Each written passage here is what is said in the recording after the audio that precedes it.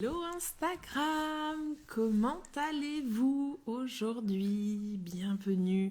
Bienvenue, je crois à mon 142 ou 43, je sais plus, jour d'interview de femmes merveilleuses. J'espère que vous avez passé un bon week-end, que votre dimanche se passe convenablement, comme vous le souhaitez. J'attendais que Instagram vous prévienne que et je vois que Nina, mon invitée, est arrivée. Coucou Nina, coucou Roxane. Hello! Hello, coucou Hélène. Comment vas-tu Nina? Ah, vraiment très bien. Et toi? Ouais, nickel, nickel, nickel. Je suis Mm, ravie de t'accueillir sur mon compte. merci. Ravie que l'on passe ce petit moment ensemble. Je vais dire bienvenue aux personnes qui sont en train d'arriver. On a donc Roxane. On a... Voilà, je vois plus les commentaires. Bon, voilà. Bah, ah si, ça y est. Conf Ido 11, Anissa, coucou à tous et bienvenue. Alors Nina, pour ce live qui va durer 20 minutes, on va parler de toi, de qui tu es, de qu'est-ce que tu fais et comment est-ce que tu en es arrivé là. Alors ce que je te propose de faire dans un premier temps, c'est juste nous dire un petit peu qui es-tu. Voilà. La question. La question. On commence par le point le plus difficile parce qu'après on va affiner, tu vas voir, ça va être plus simple. Mm, qui je suis? C'est une vaste question même pour moi-même et je vois que cette question est là depuis longtemps, même depuis toute petite. Et, euh, et les réponses apportées changent souvent. Peut-être même si on fait un live la semaine prochaine, ça sera quelque chose d'autre. Et je vois que je marche un chemin euh, pour découvrir qui je suis au fond. Et j'ai l'impression que c'est un peu mon chemin de vie, de découvrir pleinement qui je suis, oser rendre visible, oser accoucher de qui je suis. Et Et si je peux te rendre la tâche plus simple, à chaque fois qu'on me pose la question en interview, ce n'est jamais la même réponse que je donne. Voilà. ok, top. Mais alors, si je devrais ouais, j'ai l'impression qu'il y a quelques chemins qui sont quand même assez récurrents voilà, depuis les 35 ans que je suis ici. Euh, pour moi, j'ai l'impression que je suis une femme qui marche un chemin de résilience depuis déjà toute petite, même depuis ma naissance, qui a été déjà une expérience où la résilience a déjà, enfin voilà, une expérience qui a déjà amené pas mal de processus. Euh, je dirais aussi que je marche un chemin euh, d'être une femme sensuelle, ou en tout cas d'accueillir pleinement, d'être en plein contact et relation avec le corps dans lequel je suis, mon utérus, mon ventre de femme, mon corps de femme. Et ouais, je dirais qu'il y a aussi un chemin de spiritualité que je marche et, euh, et un chemin de guérison multiple, que ça soit ouais, vraiment une guérison en tant que femme, que ça soit de ma lignée maternelle, que ça soit de conditionnement que j'ai pu voilà avoir depuis l'enfance ou ouais ou aussi par rapport à une maladie qui touche à une femme sur 10 et qui chemine à mes côtés, qui est l'endométriose et qui a été pour moi vraiment le point de départ, enfin une invitation de la vie à cheminer. Toujours, j'aime dire ce mot cheminer, mais cheminer vers encore plus au centre de moi, qui je suis, avec encore plus d'amour pour moi, mon cœur de femme, mon corps de femme, qui je suis. Et voilà. Sinon, je suis une femme nomade. Je vis et je travaille à plein temps dans ma petite maison mobile.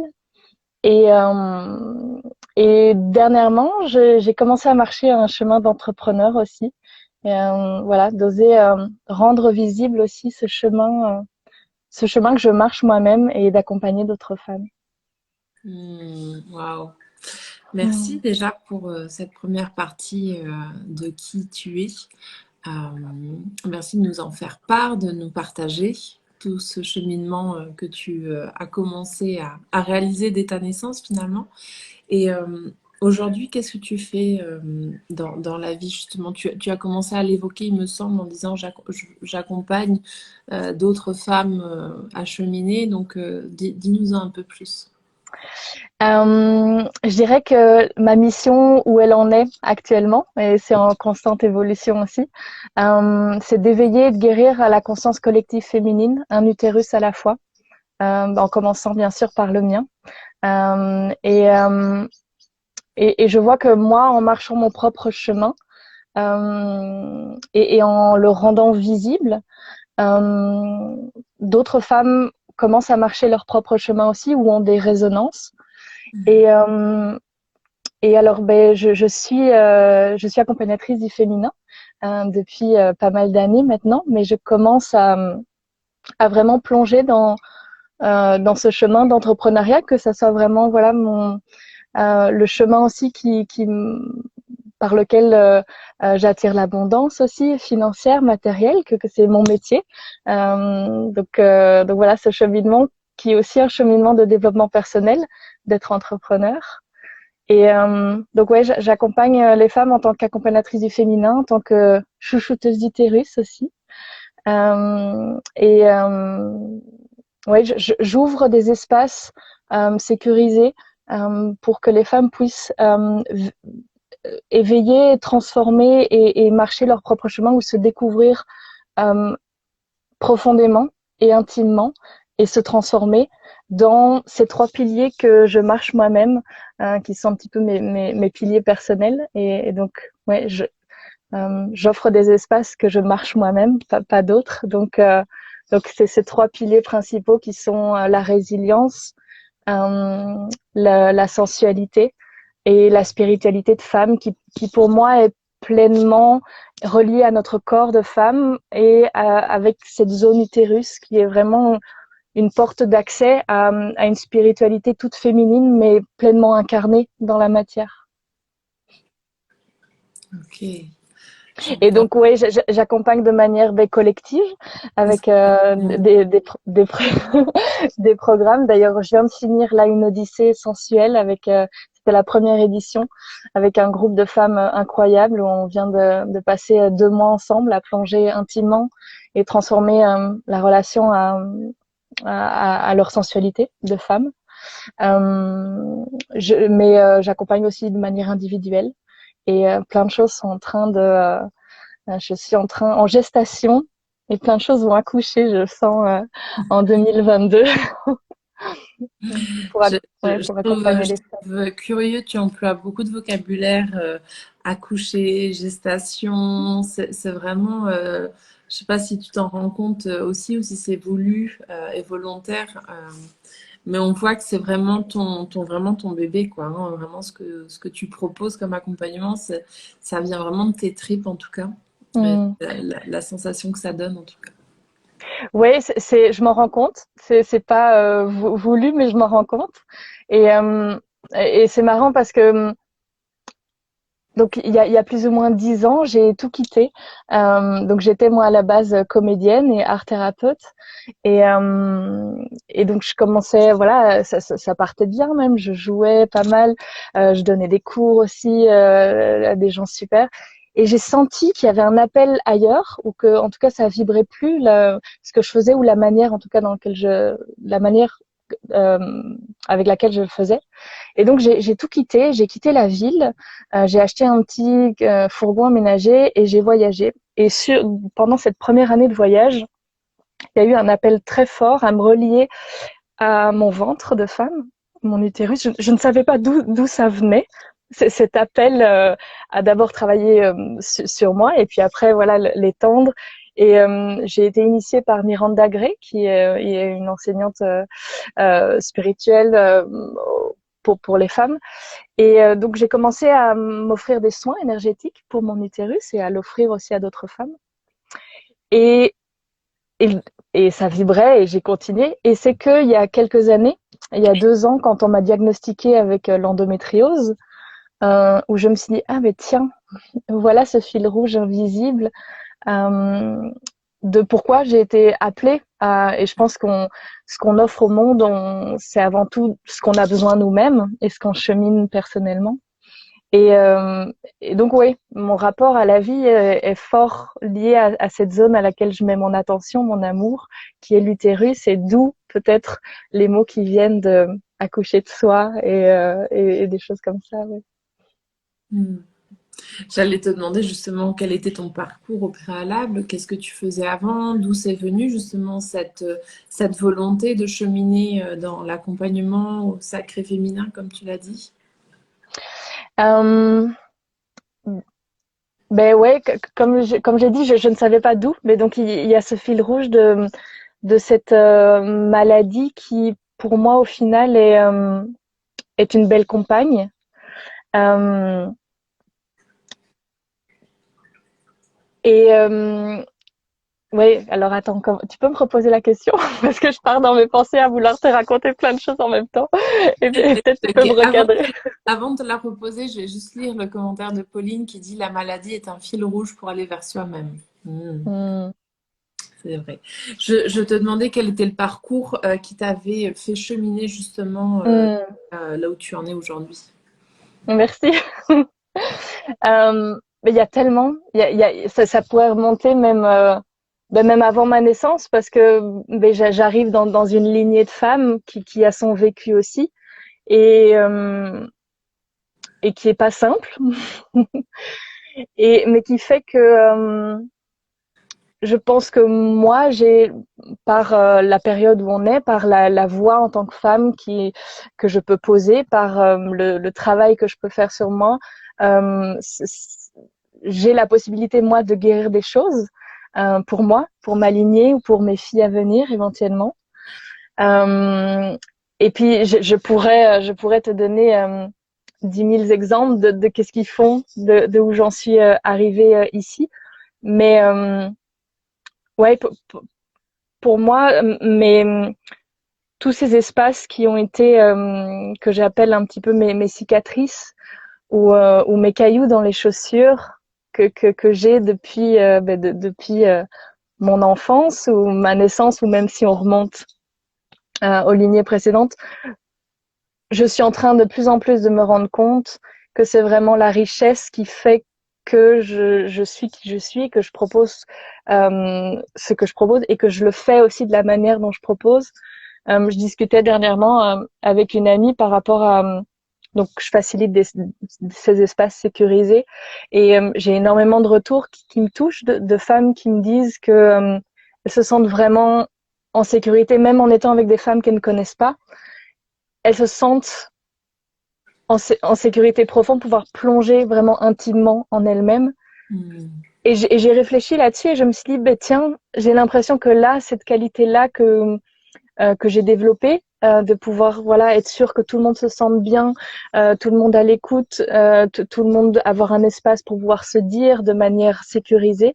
Ça vient d'une expérience de mon enfance où j'ai été rejetée d'un groupe d'amis, vraiment une expérience traumatique, mais qui m'a donné cette, cette attention à ce que dans la relation ou dans le lien ou dans des groupes, il y ait vraiment cet espace pour pouvoir être tel qu'on est, sans être jugé, sans être et avoir l'espace de pouvoir se dire, que ce soit avec des mots ou même avec du silence si on n'a pas envie de parler à ce moment-là.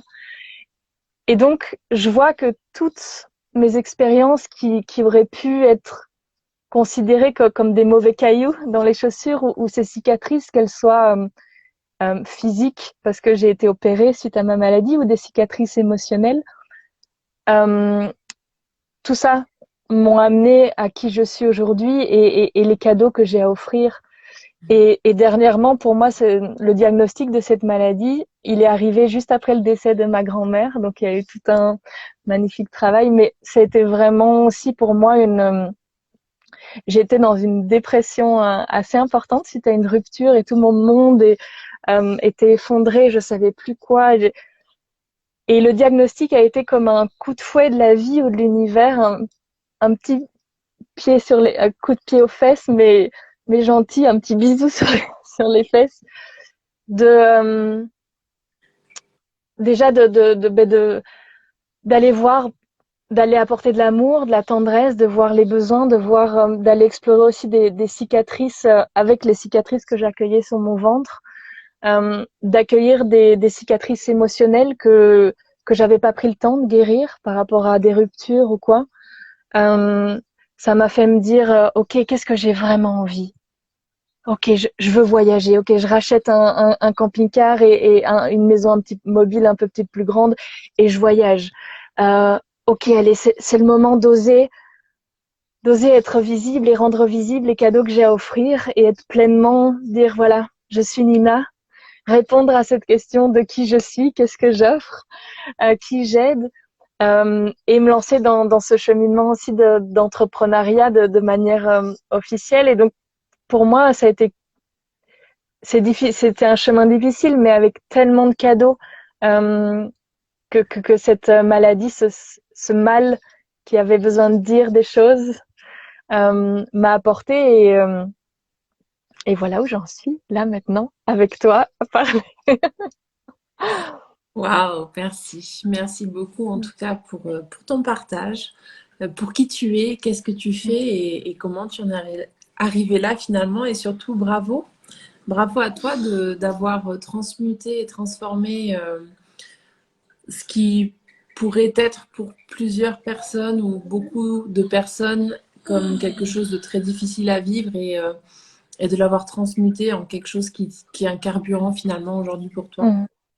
J'ai Pauline qui nous dit: c'est puissant, moi-même à la suite de l'intervention de l'endométriose, mes cicatrices externes ont pu ouvrir celles plus profondément infiltrées. Une renaissance. Waouh! Mm. Merci pour ce partage. Ah. Hmm. Bravo à vous. Et merci à toi aussi d'ouvrir ces espaces-là avec ce challenge que tu offres et où chaque jour tu donnes la parole à une voix de femme. Et il y a vraiment un espace de guérison que tu offres aussi à chaque femme, mais aussi au collectif. Et je vois vraiment que quand une femme marche son propre chemin de guérison et l'offre à être vue, à être entendue, euh, elle le fait pas que pour elle-même et elle guérit pas que elle-même, mais elle guérit aussi toutes les femmes, qu'elles soient passées, mais aussi les filles à venir. Et donc, merci énormément de ce que tu fais à chaque jour dans ce défi où tu offres la voix d'une femme à pouvoir être entendue aussi pour que des guérisons personnelles, mais collectives, ou en tout cas de marcher en sororité, en étant inspirées l'une l'autre, que ces chemins puissent avancer euh, tous ensemble. Et, ouais, merci beaucoup. Merci de le signifier. En tout cas, ça me fait chaud au cœur. Et c'est aussi une guérison pour moi de faire que ce challenge, en fait. Donc Mm. voilà, c'est pour moi, pour vous, pour nous. Voilà. On arrive gentiment à la fin Mm. du défi, du live d'aujourd'hui. Et avant de se quitter, j'aimerais te poser une dernière question concernant les personnes qui t'ont inspiré à devenir la femme que tu es aujourd'hui.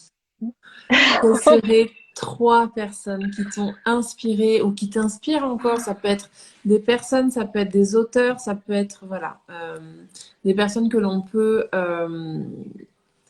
que tu peux dont tu peux partager et que l'on pourrait découvrir. Ok.